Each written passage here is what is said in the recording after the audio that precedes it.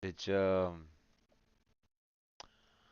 cum să spun, mizeria asta de fucking uh, rolurile de armă la jocul ăsta, ceva de groază. Da, nu știu ce durează atâta până se conectează, mizeria asta. Dar vreau să am o evidență, știi, când chiar m-a picat ceva, ce, wow. Nu, nu mă interesează. Nu, e un prieten de-a meu, îi vrea Volvo XC90 sau ce dracu și... Nu, nu, e chestia că nu poți să te iei după, numai după, că are carte service, persoană fizică, dealerul trebuie să aibă. Persoană fizică, am văzut turculeți care au făcut rost de carte de service, stampilat-o frumos cu whatever pe ea, nu contează, nu verifică nimeni oricum. Hai să vedem, de mizeria asta de sabie sau bag picioarele, uite, iar mob. Am la din astea câte vrei. Cred că Engulfing Lightning pot să folosesc la mai multe personaje. Care de stai. Debaterul. Debaterul. Dacă e debaterul după 4 star, înseamnă că e aproape PT-ul. Hai să vedem. No. Bă, dar Arconul... Stai mă. Stai așa, stai așa. Am căcatul ăsta, Fang of the Mountain. Dacă joc... And it happens even more than Dacă joc Burgeon cu mașuca asta, da, o să fie Claymore. Claymore Arcon pe Fire. Da, bine zici. Dar nu e tot, not a total fucking loss. Am luat sabia lui Furina pentru Clorinde. E destul de strong, pentru că are crit damage cu călău. Final. Da, păi aveam o groază de primul gen, acum am băgat iară Tom Cash. Gambling. Nope. Opa! Oricum am săbit din astea acum de vine rău, dar range slasher e bun. Are mare damage pe dacă joci Vaporize sau Melt. Hai! E cadoul lui Shogun Sama trebuie. Deci nu pot să nu pot să nu iau la Raiden arma când apare. E a treia oară când o văd și am polearm users câți vrei. Hai, nu mă nebuni. Bă, dar mă duc până în hard PT, pe bune? Deci chiar îți bați pula de mine acum. Bă, ce se întâmplă? Bă. Bă. Bă, băiatule. Bă, fată.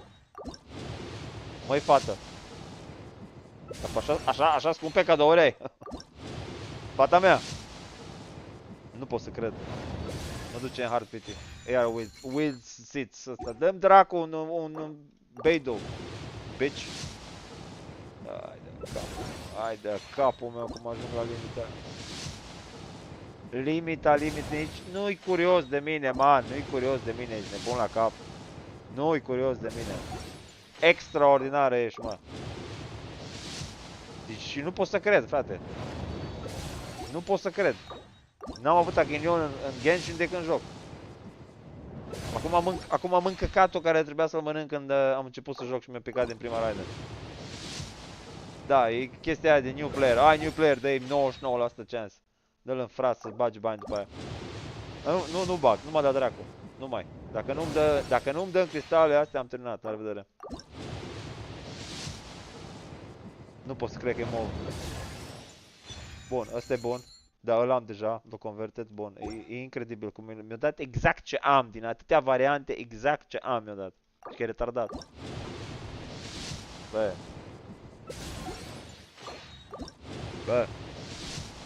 Oameni buni. Am înțeles gluma, e ok, e funny, dar deja nu mai glumim. Am ajuns la 1700 de cristale, hai să fim serioși. Bă, deci spar monitorul, jur, numai ce l-am luat. Bă, ești nebun la cap? Bă! Bă, băiatule, bă! Bă, băiatul! Dă-l în morții, mă, greu a fost. Dă-l în pula mea, dar greu a fost. Extraordinar. Oh, tu l-ai, Doamne. Cumpă distracție ești. M-ai sărăcit complet. Hai să ascultăm pe Endymion, că mă uit la clipul ăsta de 3 ore. Than we already think it does. So thank you, Vita. By the way, remember, this is the person who wants people like yourselves purged from the industry. They want to prune you out and replace you with diverse woke people instead, just like Daniel Ahmad and Khalif Adam said as well.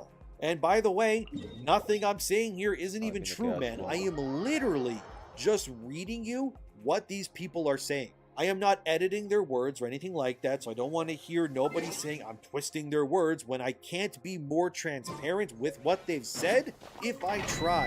These people just hate you. They can claim all they want that we're the hateful ones when they openly admit with confidence how they want nothing more than for you to be gone. Every day, these sorts of people validate the existence of Gamergate 2 ever more. They can say all they want, like Daniel Ahmad, that this is some hate campaign. But how can you sit there behind your computer screen claiming it's a hate campaign when your friends and colleagues are advocating to remove entire groups of people from the industry based not on who they are inside, but simply on the color of their skin and what's between their legs? Like, you guys can't be serious. There is nobody more hateful and spiteful than the woke liberal left weirdos in gaming. Nobody. They are lashing out like this because they know they're losing ground. Their games are failing every single day, more and more. How can you read what these people have said and not come to the conclusion that maybe, just maybe, that the game industry is indeed needing dire change in the future? This kind of stuff can't keep going on forever like this. They are panicking. They want mass exoduses. They want you gone, and they are not hiding it. I'm not even twisting their words, dude. Go rewind this video, read what they said, copy it off the screen, post it on the search bar on Twitter with their names and everything. You will find these tweets as they are in this video. I am not twisting anything that these people are saying here either. Maybe they'll delete it and then they'll say it never happened. I don't know. But this is 100% what these people think of you. So you tell me, Khalif, Vita, and Daniel, who's lying here exactly? Is it me or is it all of you?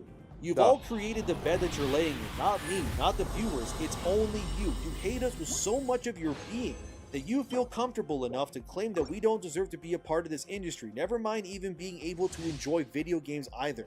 Again, this, my dear viewers, is what Gamergate 2 is truly about. They can try and claim that it's a hate campaign, but what it really is what it's always been, a holy crusade to fix an industry that is so deeply rotted in its core by people like this. We don't care what color you are. What we do care is that you and your delusional friends are so confident that you can ruin the games industry and that nobody can push you back. We've been winning all year. Every effort you do fails, and we are growing with every day. This is not a hate campaign. Despite what they say to gaslight you into thinking otherwise, this is a course correction of an industry so deeply ruined by activists that what needs to be done here is effectively a factory reset of everything that's within it. We buy the games to support the devs who don't hate us, and we let the ones that do fall off the cliff, and then we wave as they plummet to their own demise. Never let them believe that you're some hateful bigot. They are just trying to use their delusion to make you just as delusional as they are. So we are winning. They will not purge us, and I will not stop until the industry is fixed. So they can reject as many white males or be openly racist on Twitter all they want. We have the power, and we will change the industry. So keep voting with your wallets, never harass these people, just stay informed as much as possible and never let up. And if we have to burn... Bă, boss, e așa de simplu. Nu cumperi pentru că n-ai nevoie de el, nu? Pentru că dacă insiști cu voma asta WoW într-una, da? Ok, faci mai multe rute într-un joc. Ok, mergi, faci un RPG, are o variantă straight, o variantă gay, o variantă lesbian, 73 de variante, că 73 de gendere, nu aparent. Bă, nu mai, știi, te ascunzi în spatele chestia asta. Produsul în sine e zob. Nu-l pot juca, nu-l pot folosi, nu mă simt bine când îl folosesc. Mi se pare ca un job. Trebuie să level up, să ajung la endgame în Outlaws, ești prost la cap, am numai blasterul ăla tot jocul, man. Hai că în Wukong am numai staff-ul. Dar mai ai și un polar și am 1000 de scheme cu staff-ul ăla. Înțelegi? Deci nu mă fut în cur cu prostiile astea. Adică mi se pare, nu știu, mi se pare waste of Turn the fucking time. industry down like a diseased forest that's full of ticks and fungus, we will do just that. And they can hate me all they want, guys. It will never stop me from standing up for players because in the end, they know that they will and have never stood up for you even once. They want you on your knees begging for scraps, and I'm not going to let them. So, thank you for watching, subscribe and such, thanks to my patrons and members, and I genuinely hope that you have a wonderful day and enjoy some games that are made by people who don't hate you. And I'll keep fighting, and I'll see you soon. Leveling my wife. Don't give a fuck. Absolut nu mă interesează ceea gen dacă personajele arată bine. Hey everyone, it's Endemion, and today it's time to talk about Warhammer 40k news from new projects that are being announced. And the game is previewing very positively, it seems, and Games Workshop seems to have gone too far and actually tried to silence voices for speaking on their content, which is a big reason why Am I'm văzut asta cu Warhammer, nu mă interesează. Sweet Baby Bloodbath. Ah, Yellow Flash, hai să încerc ce Yellow Flash. Mult mai loud decât Endemion. We've got another one. Another Sweet Baby Ink project. And it's coming out soon. And nobody's interested. No, typical. So, the wish list numbers on Steam for this game are really bad. There's also reports of actual pre-order numbers from a couple of retail stores, at least according to an insider. So we're going to go over that. But this is just another friendly reminder that the last outlet you should ever work with as a video game developer is probably Sweet Baby Inc. The DEI hustle needs to come to an end, and Nu cred că o să joc Wukong. it seems that every time termin asta, că one of these consultancy groups works with a game, and if gamers find out about it, the sales always get hit. Now, to be fair, this was actually added to Cabrutus Rambo's DEI detected list a while ago, back in March, apparently. But we have some new information on this game, so I wanted to go over it. And because it comes out in October, this is also a nice little reminder that you should stay away from Unknown 9 Awakenings. So, funny that these details drop, and then I looked the game up to see what it is, and lo and behold, very recent articles from The Gamer and a couple of outlets talking about how great this game is. It's amazing. Like, listen to this. Unknown 9 hasn't been on my radar, but a few hours of hands-on time has changed that. They're trying to throw in Uncharted and soul jumping powers. I almost thought they were, like, see how they're doing Now You're Thinking with Souls? They're making that, I understand that you can do this soul-stealing combat in the game, but when I see this, and I'm sure the algorithm on Google, when they see this, they think of Dark Souls, because they'll say soul. Asta am vrut să zic. Ori băgat. Uite la ce vrei. O băgat anume chestia asta, știi? O băgat Souls în titlu, în descriere, ca să intre pe algoritmul de Google. Da, șmecher, șmecher. It works, it works. Dracu să ia. Souls-like. So, I wonder if they're trying to grab up some Dark Souls people. Now, that's just speculation, right? But we can see if we can sell this game to them. Like, here's some more stuff. This is from CG Mag Online. Unknown 9 Awakening PAX West preview. Finally, something truly fresh. Not really. So, Sweet Baby Inc. Infected Unknown 9 Awakening reportedly has poor pre-orders and atrocious Steam wish list ranking. Surprise, surprise, Bandai. This is what happens. This is what happens. Now, to be fair, I don't think anybody even really knows about this game too much. Maybe that's why it has no hype. Nobody really talking about it. Nobody knows about it because it sucks. This is really the first I've heard of it until I started looking into it thanks to this article from Park Place. Yeah. Because că are și-a pus buze că au lucrat 6 ture. Let's uglify this one. Let's uglify her. Unknown 9 Awakening PAX West preview. Finally, something truly fresh. Not really. So, Sweet Baby Inc. Infected Unknown 9 Awakening reportedly has poor pre-orders and atrocious Steam wishlist ranking. Pispor. Surprise, surprise, Bandai. What happens? This is what happens. Now, to be fair, I don't think anybody even really knows about this game too much. Maybe that's why it has no hype. Nobody really talking about it. This is really the first I've heard of it until I started looking into it thanks to this article from Park Place. Because, well, anything that Sweet Baby Inc. touches should be looked at with a raised eyebrow. They're a consultancy for DEI, and usually every time they've touched something, they've made it worse. So this game has been infected by them, as the headline suggests. By the way, what are they doing with this actress? So, once again, this is shared by Grums. We have this. Deci în World of Warcraft era o chestie în care îți făceai un spec de tank hibrid în Cataclysm, cred că a fost. În Cataclysm sau Lord of the Lich King. Lord of the Lich King, când a apărut Death Knight-ul. Era ceva talent la Warrior și la Paladin, în Prot, că în Protection Mode aveai attack power acumulat după câte lovituri iei și cât damage iei. Foloseau și tanci chestia asta. Și funcționa în arena și îți prindeai un rogue cu un druid sau ceva, îți dădea stana, whatever, oricum aveai protection căcălău, aveai defense, de fapt defense nu prea conta în arena, resilience căcălău, plus că și defense rating contează că te ajuta la dodge și la parry.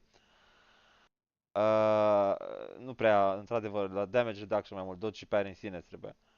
Așa, și dacă îți dai cooldown-urile mari, gen shield wall și tot și luai exorbitant de mult damage, pentru că asta era șmecheria. Tu dădeai shield wall, aveai 50% damage reduction, dar damage-ul care îl luai pe bune era pus în calcul la attack power. Nu? Era procent din damage-ul pe bune, nu procent din damage-ul redus. Știi? Deci din damage-ul full fără shield wall.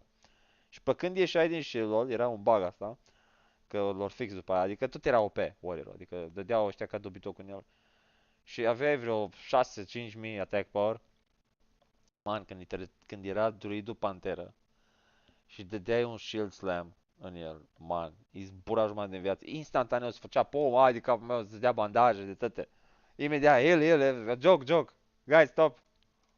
Reflector version of the actress. Like, what is going on here with this? Why are you even getting these women to be the faces of these characters if you're not going to make them look like they do in real life? Like, she looks chubby now. You gave her that chiseled jawline, that masculine jawline. What are you doing? She's actually pretty. On the left, on the right, we have that DEI influence. Well, she can't be too pretty. Let's give her a Madam's apple. Yeah, she can we'll give her a Madam's apple. That'll help blur the lines a little bit.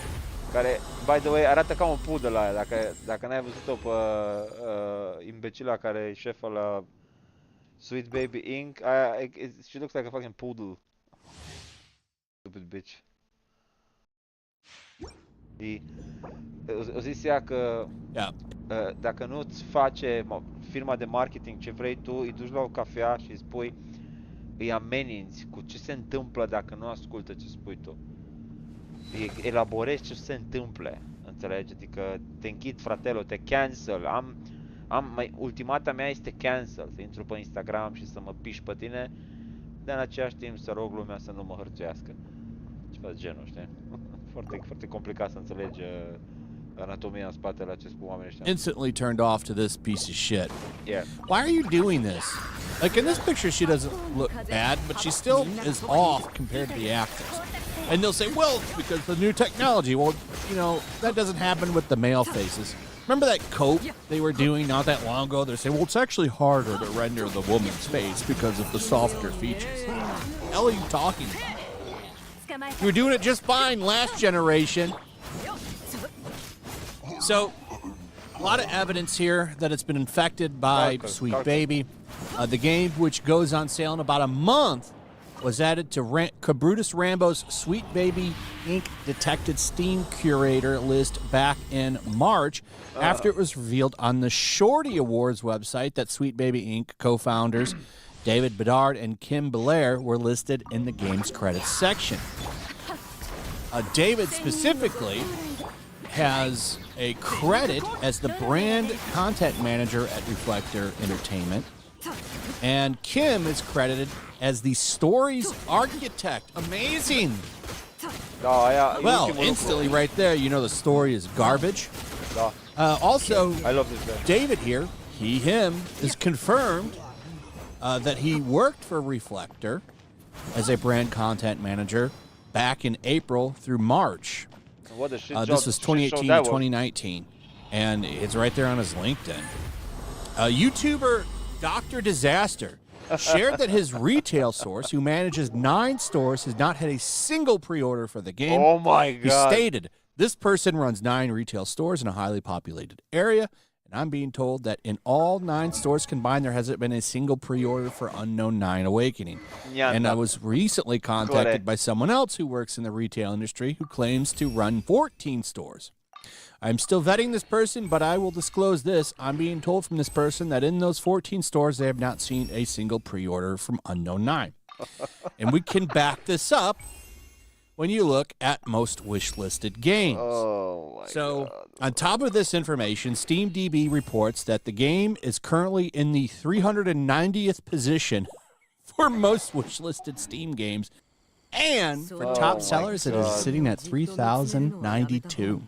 Ooh, that is bad, ladies and gentlemen. That is embarrassing. Now, keep in mind, when this information came out, of course... Deci să fii într-o situație de genul la nivelul ăsta aș închide. Efectiv, fuck it, închide tot, nici curent nu mai cheltuie, nimic. Cut losses early și fuck off. Că nu poți să-ți revii din asta. Mă refer la departamentul la Bandai Namco, adică vorbim de o firmă mare aici care are o groază de jocuri bune. People were going to go over to the Steam page and stuff and start talking about this. Well, good luck. Yeah, it would seem that your comments would be deleted and you'd be banned. In the Steam forums for this new upcoming game, they started mass banning everyone who mentioned Sweet Baby or said negative things about the game being woke. It was a total purge. They wiped around 99% of the forum. I'm not shocked, but it's funny to me that they don't think that people are going to notice this and talk about it right away. Like, as soon as that started happening, everyone on social media, an area where they can't really control this stuff anymore, are talking about it. You might as well just let them talk on the site. It seems stupid to do this. But they know what's going to happen. Look at this face. I can't believe that is not this woman right here. Why do they do this? So you pay for this woman's likeness and her voice only to change her and make her look like this. Yeah. Why do you do that? I really just, I don't understand. Is this supposed to be her? Like Like, this kind of looks like her, but it's still way off. You only do this with women. If this was a game starring a man, he would look exactly the same as the actor. But when it comes to women, they have to change them up and almost go out of their way to try to make them more average looking, or hell, in some cases, almost entirely like a man. Yeah. Like this, she still looks like a woman here, but the face is just, it's off. Why wouldn't you just use this face right here? And they try to make these lies up like it's harder to do, which is a lie, because they don't have these problems with men. And if they come out and say, well, the new technology makes doing the softer features harder, which is bullshit. Did it just fine before. It doesn't make any reason. If the technology is better, it should be easier to do it. Yeah. At least easier to make it more lifelike, which is what you're going for with this game. Anyway, let me know what you guys think about all of this in the comments. Also, if you would, please like, share the video. Nu mă, în Wuthering Waves. Also subscribe. Da, Wuthering Waves. For Legendary Drops, the complete and utter collapse of Ubisoft. Today we talk about the fall of Ubisoft. Look, I don't like to hold my tongue. I like to speak my... Deci, out of context, if foarte grav pentru Ubisoft, mai ales cu ultimele două produse. My mind, and from my perspective, when I see a company that has failed to deliver quality to their customers, that have completely ignored any criticism, whether that's from the industry itself, from critics, or their fans, they get what they deserve. And in the case of Ubisoft, this is a victory for consumers. This is exactly what we want to see, because if you're not working for us, you're working against us, and that's what they've been doing for years. Yeah. So when you're a company that's as recognized as Ubisoft, one of the most recognizable names in all of gaming, they're a cornerstone of AAA, you're going to have some ups and downs, but over the last few years, they've had a lot of downs. They've been digging a grave that I don't think that they can escape. No, they Lack in can't. quality, repetitive games, lack in player interest, controversy. Now their own investors are calling for their leadership to be ousted and for the company to be sold. How do you get yourself to that point? It's That's very what I want to difficult. answer It's today. very difficult. You need a There's a whole lot team of other walking. companies that are traveling this road to ruin, and I want this to be a lesson to all. So let's talk about the rise and fall of Ubisoft. As of recording this video, Ubisoft stock just hit a low that they haven't seen in over a decade. Their stock prices fell almost 84% over the past few years, and with recent releases like Skull and Bones, Assassin's Creed Mirage, X Defiant, Prince of Persia: The Lost Crown, Star Wars Outlaws, and the upcoming Assassin's Creed Black Shadows, nothing seems to be able to pull them out of this death spiral, no matter how many games they release in quick succession. When a company releases 6 games over the course of a couple of years, that's usually the sign of success, but in the case of Ubisoft, each release seems to be taking them one step closer towards the brink of collapse. So how did this happen? Why did this happen? How does a cornerstone of the AAA industry fall this far from grace? Well, to answer that, we need to go back and look to where Ubisoft came from, where it peaked, and where it fell. Ubisoft, like many developers, cut their teeth on PC games in the late 80s. A game company initially started by the 5 Guillemot brothers, who still own and operate the company today, initially focused on games distribution as they slowly moved into games development. Titles like Zombie, Prince of Persia, and a few others helped them to gain a foothold, but it wasn't until 1995 that the company would make a name for itself. Rayman exploded onto the scene, a game using interactive and creative puzzle and platforming mechanics that we hadn't even seen before, that sold over 400,000 units by the end of the year, becoming the most popular game in Europe and cementing itself in gaming history. Following their success came rapid expansion. By the year 2000, Ubisoft saw exponential growth on their publishing side with major victories on the Dreamcast, with titles like Grandia 2, my favorite JRPG of all time, Tokyo Extreme Racer, F1 Racing Championship, and Taxi 2. However, it was on the PlayStation 2 that Ubisoft would find its identity.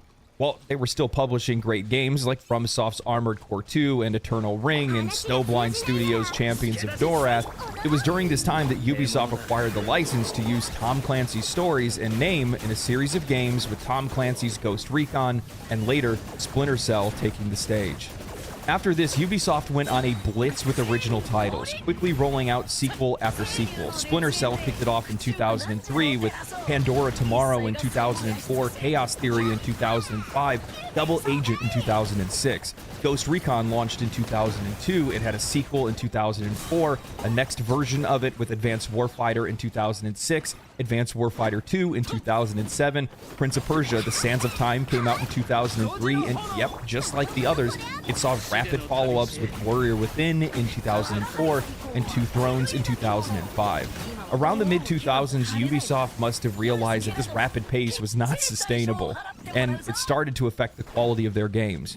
Later releases took longer. The next Prince of Persia game didn't appear until 2008, and it took 4 years to develop the next Far Cry game from the original that came out in 2004. Despite this intense schedule, Ubisoft was holding its own against rivals in Activision with its military shooters and competing against Konami's Metal Gear Solid through Splinter Cell. Regardless of their success in publishing, developing licensed IPs, and military shooters, it was the release of Assassin's Creed in 2007 that set Ubisoft into orbit, and it bridged a gap with a title that appealed to audiences worldwide. There was nothing like it in the market at the time. This game was an enigma. It was far and away the best-looking game on consoles. Its fluid movement, parkour, and combat felt alien.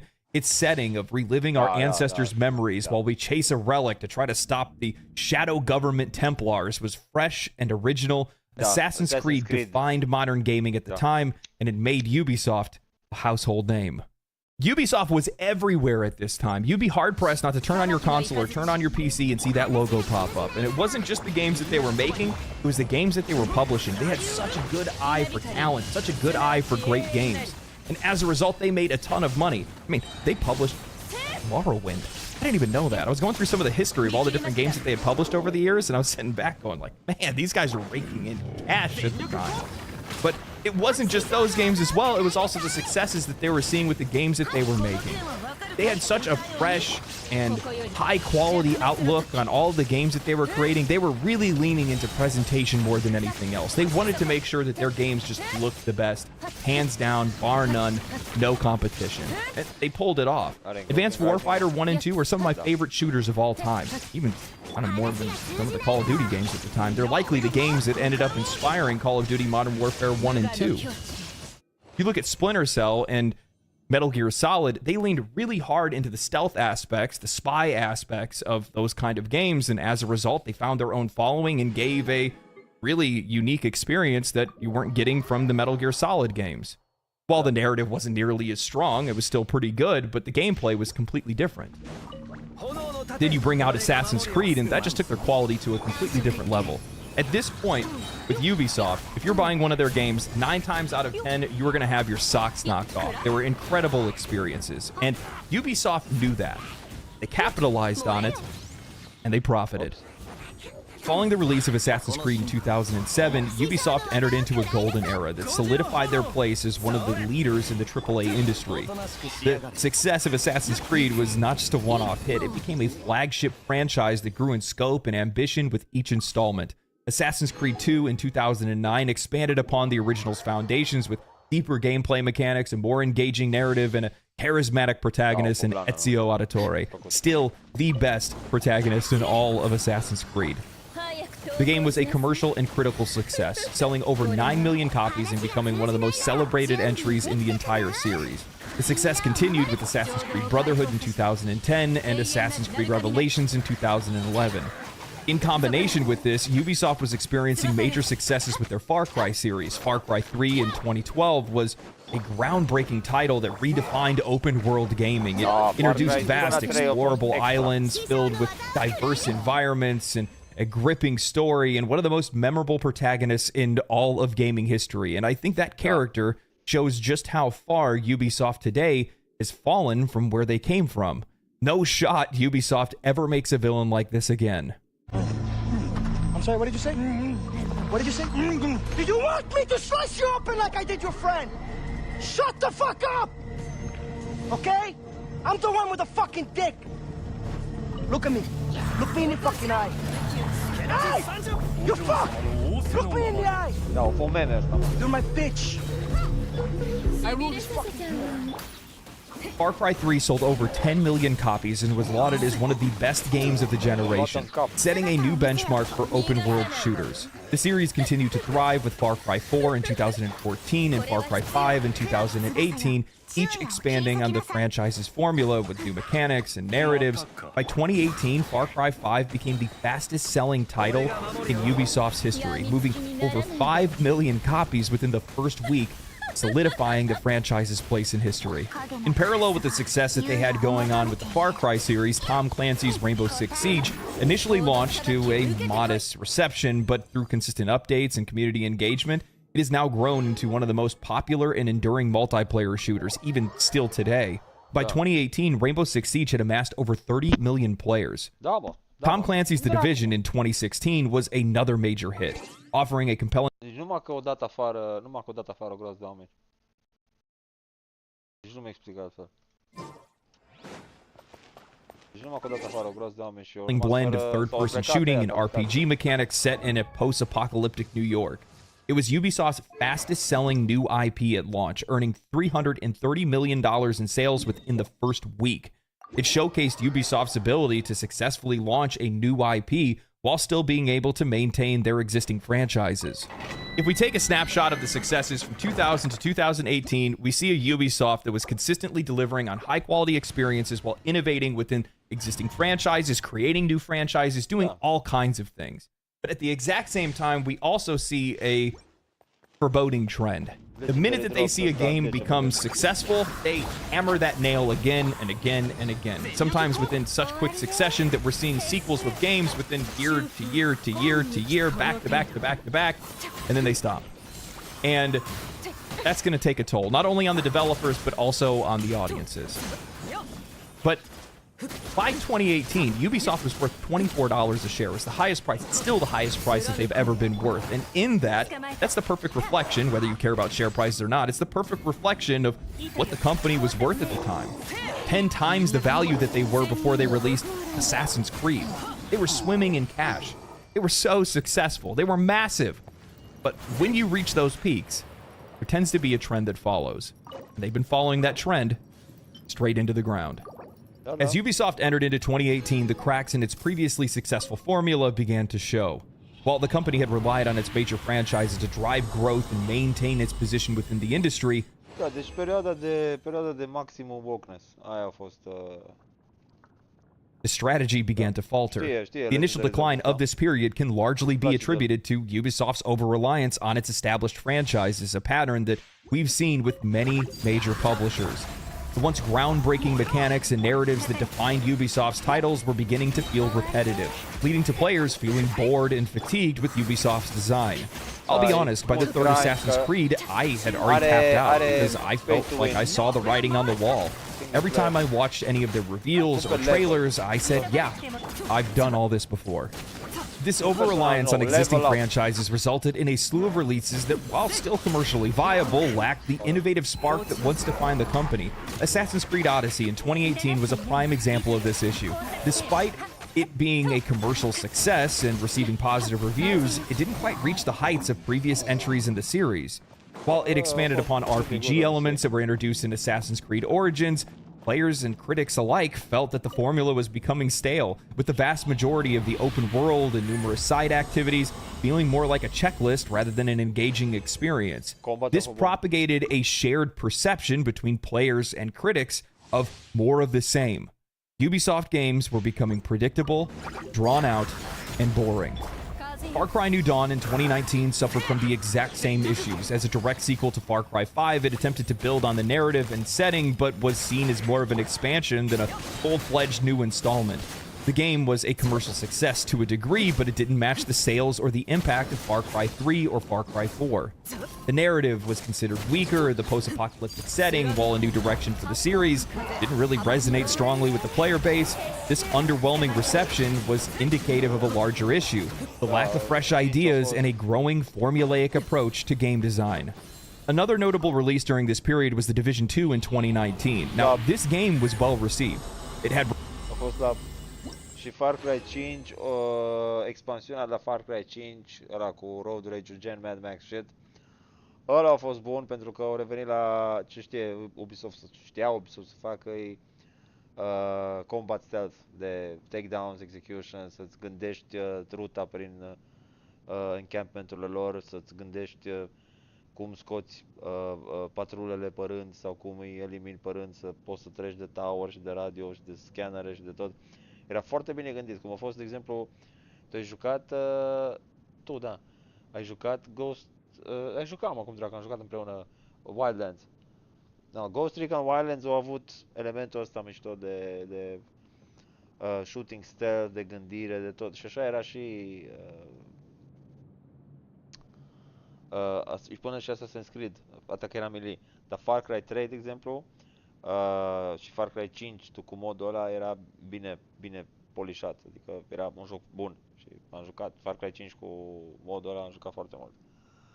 Dar cel mai mult am jucat Far Cry 3 pentru că în perioada în care Far Cry 3 o ieșit, nu era nimic să semene cu el, nothing. Refined mechanics over the first game, the endgame content was really engaging, and it was twice the size, if not larger, than the first game. However, despite its reception, it didn't meet Ubisoft's high sales expectations. The live service model that they had injected into the game arbitrarily, while successful in Rainbow Six Siege, did not effectively translate into The Division 2. This is partly due to market saturation, as other players are more invested in other live service games, but from my perspective as a fan from Division 2, the live service model just didn't work here. It felt generic. In a game where you're finding loot, and that's the gameplay loop, the last thing that you want to do is buy things to wear. You want to stand out for your achievements in the game, not how much you spent on loot boxes. This pattern of diminishing returns, poorly implemented monetization, and loss of connection with the players is a common issue for companies that heavily rely on their existing franchises. While sequels and spin-offs can capitalize on established fan bases, they also run the risk of alienating players by offering experiences that feel all too familiar, or injecting things into those experiences that make them, well, just something players don't want to engage with whatsoever. Ubisoft's reliance on its core franchises like Assassin's Creed, Far Cry, and the Tom Clancy games led to a perception that the company was simply reusing the same templates with minor tweaks and adding monetization. This lack of innovation and growing similarities between their titles resulted in players being less excited about their new games, and they began to see Ubisoft games as formulaic in design, with sprawling open worlds filled with repetitive tasks rather than unique and engaging experiences. And I think that's the most troubling thing when it comes to Ubisoft. It's their aversion to criticism. Get that away from me. And they're not alone in that, okay? There's plenty of other studios and journalists that are out there that feel the same way. Don't listen to the gamers, those angry gamers. They don't know anything. And look, I get it. While 9 times out of 10, players don't know how to voice their criticisms effectively, oftentimes they're just being mean when they say things. They're still telling you that something's wrong with your games and you need to fix it. But year after year, Ubisoft has completely failed to listen to any criticism, whether that's coming from professional critics or the players. People have been saying for years how formulaic their design is, how scary predictable their games are. I know that if I log into an open-world Ubisoft game, it's just going to be a checklist simulator. Everybody still remembers when their developers took to Twitter to criticize Elden Ring of all games for its open-world design, its quest design, and its UI. Wow, Elden Ring. That's the best game that we've had. One of the best games that we've had in the last decade. Why wouldn't you look at a game like that, look at the success that it sees, and say, we need to internalize some of the things that this game did well, why players liked it, and then reflect that in our... Ca idee, Elden Ring arată de caci pe tine fără să aibă grafică, nu știu ce. Deci, template-urile sunt rahat. Games going forward. That's how you make better products. You learn from your competition, learn from the games that do well, instead of looking at it, wanting to criticize it, and trying to make excuses why you think that your games are better.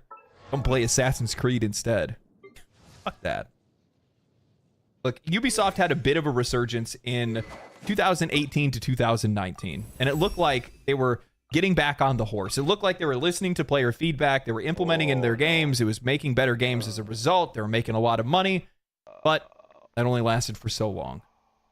After a period of declining interest and fatigue, Ubisoft managed to stage a bit of a resurgence in 2019 and 2020 by revisiting some of their core franchises with a renewed focus and experimenting with some fresh ideas. Now, who thought something like that could actually have a positive impact on your sales?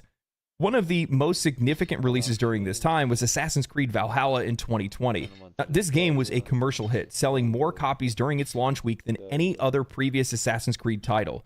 It received praise for its engaging narrative, improved combat mechanics, and rich historical setting. Valhalla revitalized interest in the series. It showed that Ubisoft could make changes. However, that isn't to say that players' complaints didn't remain the same. Many reviewers and players lamented over the length of the game, and while Valhalla introduced some innovative elements, territory arcs as well as the narrative just dragged on for far too long. The game's average completion time was over 60 hours, and 100% completion was nearing over 200 hours. No matter what you do, elements that were praised at the beginning of the game are going to start to feel repetitive, and it's just, yet again, going to feel like a checklist of tasks. In the same year, they released... Asta a fost o problemă cu toate care acum. E triste dacă e nu-i leveled up. Arma. Cât are ăsta la alt? 6-7. Asta a fost parcă în Ghost Recon ăla Point, Rec Point, nu știu cum dracu spune, ce-a fost după Wildlands. No, ăla așa se simți, ca un checkpoint simulator. Checklist simulator, da. Hai de pula. Las că o să mai levelăm, hai că mă pun să mănânc mai pe de foame. Laters, măcar am luat și eu sabia asta, polearmul ăsta, ciși, expensive.